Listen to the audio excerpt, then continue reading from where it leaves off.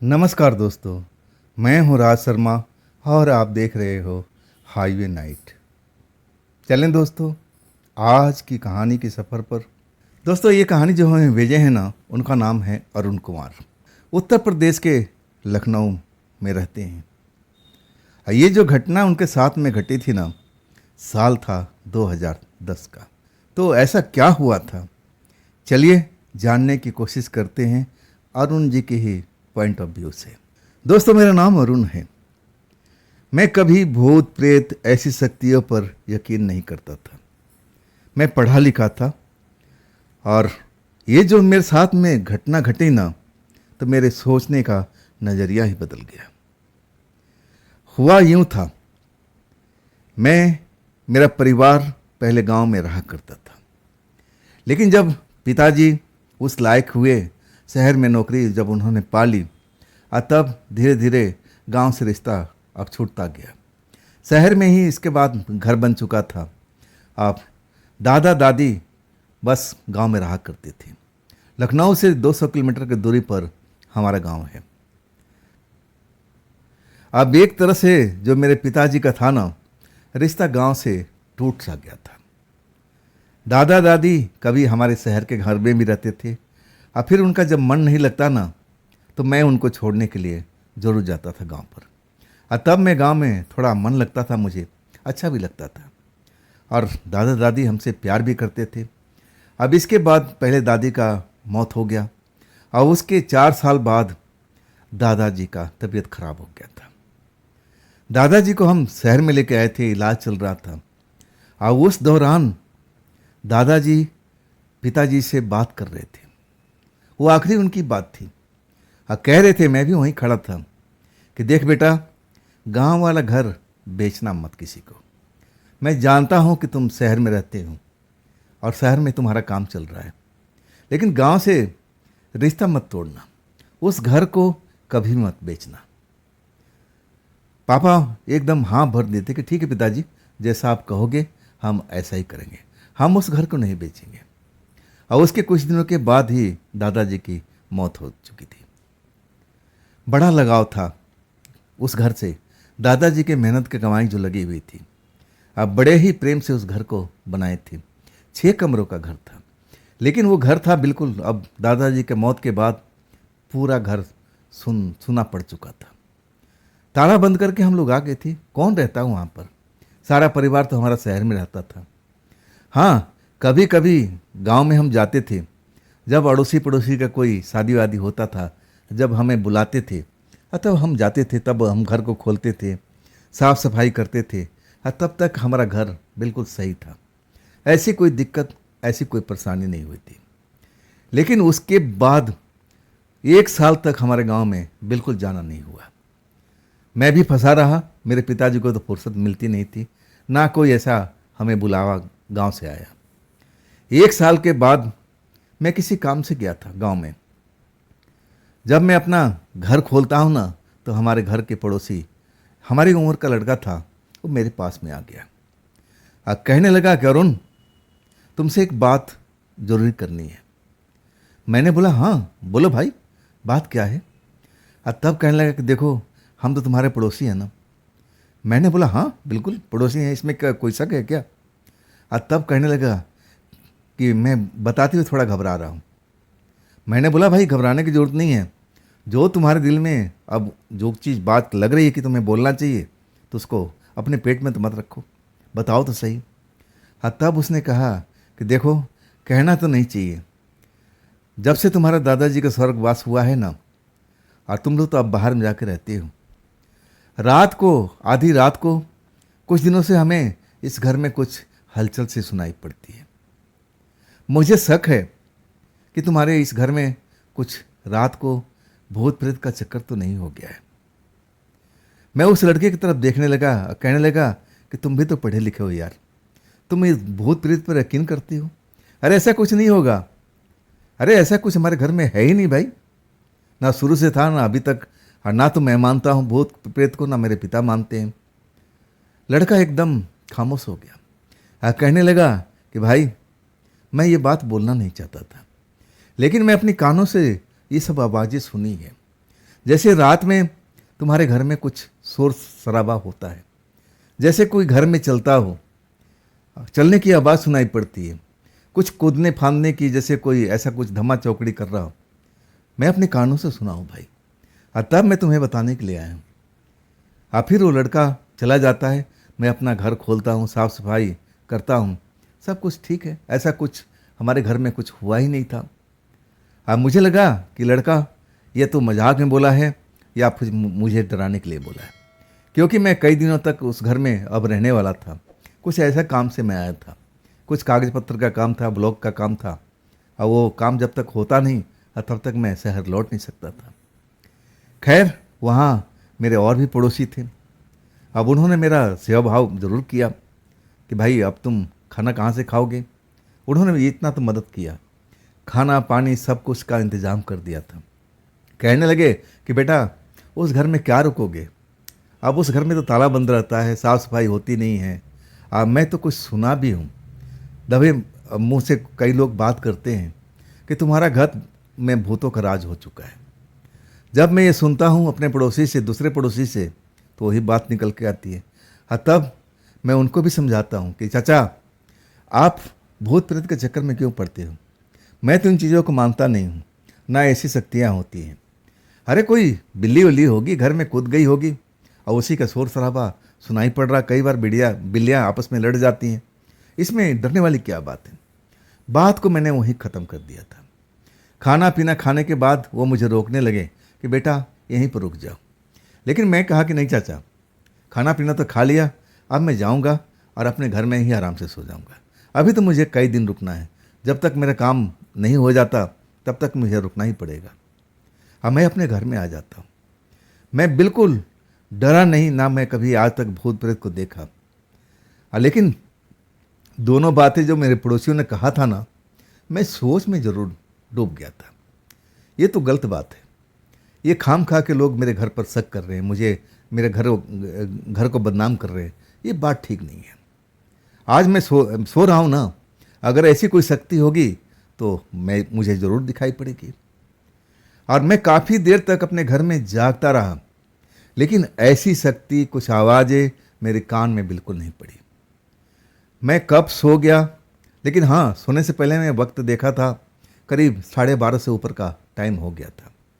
और तब मैं गहरी नींद में चला गया था।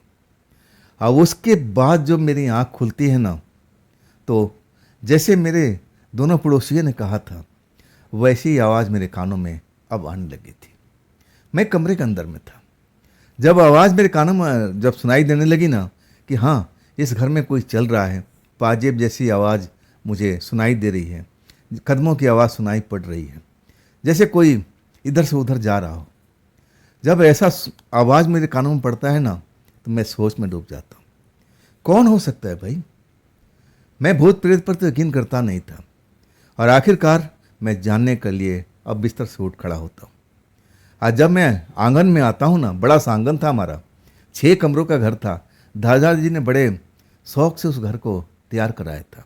आज सारे घर बड़े बड़े थे, आंगन भी बड़ा था।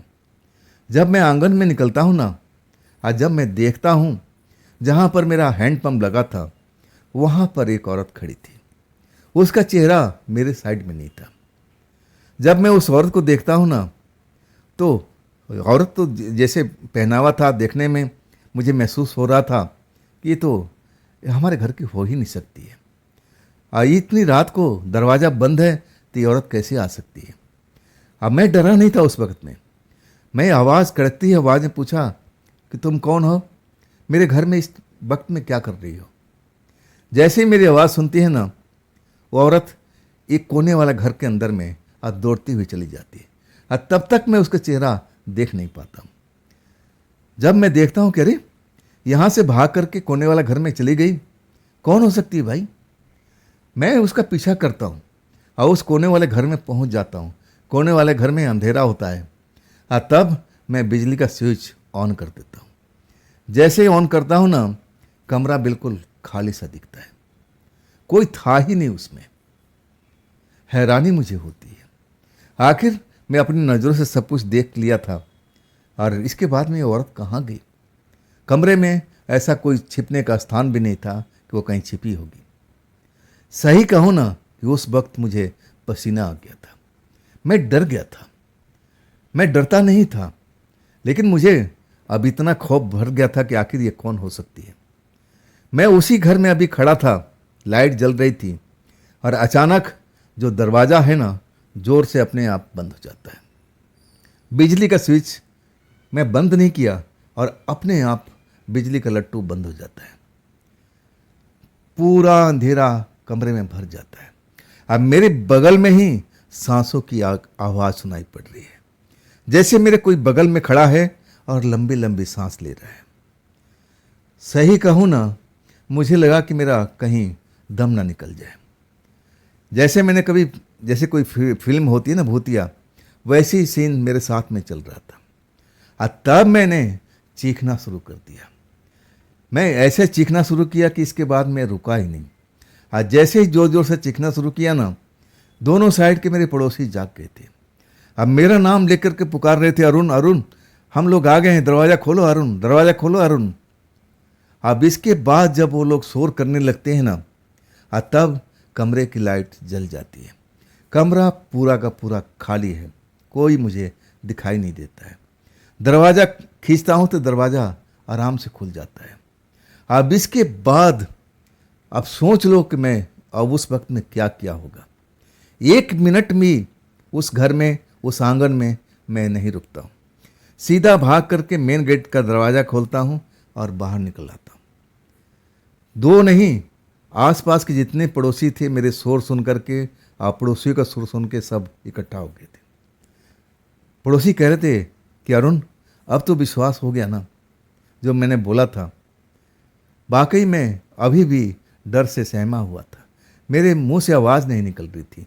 मैं इतना चीखा चिल्लाया था कि मेरा गला बैठ गया था। हाँ, मैं डर से कांप रहा था। तब वही चाचा मुझे लेके जाते हैं अपने घर के अंदर में, और सबको कहते हैं कि भैया आप लोग जाओ अपने अपने घर, जो होना था हो चुका है। घर के अंदर ले आते हैं और पवित्र जल मुझे पूजा स्थल से निकाल कर पिलाया जाता है। कुछ देर के बाद मेरा मन शांत होता है।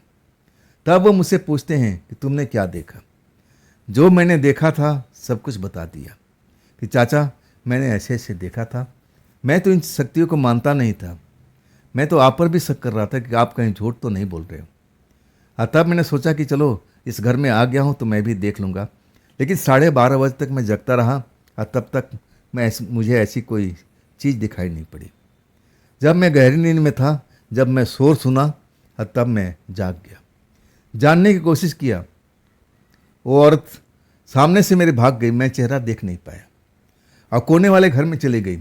मैं उसका पीछा करते हुए उस कमरे में आया, लाइट जलाया तो कमरे में कोई था ही नहीं। कुछ ही देर के बाद में कमरे का दरवाज़ा धड़ाम से बंद हो जाता है और फिर लाइट भी बंद हो जाती है। और तब मैं चीखता हूँ, चिल्लाता हूँ और तब आप लोग की आवाज़ सुनाई पड़ती है। मैं इतना कह करके भी डर चुका था। तब चाचा कहने लगे, अब बाहर निकल गया है ना, अब डरने की आवश्यकता नहीं है, पवित्र जल पी लिया है ना, तुझे कुछ नहीं होगा। लेकिन इसके लिए तुम्हें कुछ, अरुण अपने पापा से बात करो, कुछ इनके लिए कुछ काम करें।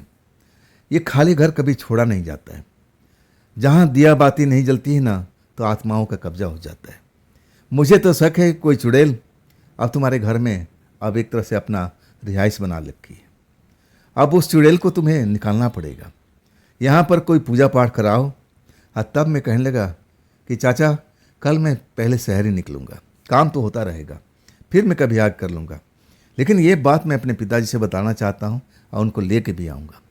और जैसा आप अब उनको सलाह देना, अब वो करेंगे। और सही में अगले दिन सुबह होते ही मैं शहर चला आता हूँ। पूरे परिवार में बात बताता हूँ और सब मेरी तरफ घूर घूर देखते हैं, जैसे कोई कल्पना कर रहा हूँ, मैं कोई झूठी कहानी बता रहा हूँ। लेकिन माँ मुझ पर विश्वास करती थी और तब पिताजी को समझाती है कि नहीं, लड़का कभी झूठ नहीं बोलता है। अब पड़ोसी क्या झूठ बोलेंगे, चलो गांव पर चलते हैं। अब इसके बाद मम्मी भी और पापा भी, हम तीनों लोग आते हैं। और जैसे मेरे चाचा बोलते हैं ना, पड़ोसी चाचा, उसी के हिसाब से हम घर का पूजा पाठ कराते हैं। अब फिर पूजा पाठ कराने के बाद में चाबी उनके हवाले करके आ जाते हैं कि आप कम से कम शाम के टाइम में लाइट वगैरह जला दिया करो। और उसके बाद मैं तो उस गांव में रुका ही नहीं। जो काम था मेरे पिताजी ही सब कुछ करा के आए थे, और तब मैंने वो पहली बार उस चीज़ का अनुभव किया था। मुझे तो अब इन शक्तियों पर यकीन ही नहीं था, मुझे विश्वास ही नहीं था कि ऐसी शक्ति होती है। आखिरकार जब मुझे इस रहस्य का पता चला, वो भटकती हुई आत्मा हमारे घर को खाली देख करके अब वहाँ पर अपना बसेरा बना लिया था, जो पूजा पाठ करने वाले लोगों ने बताया था।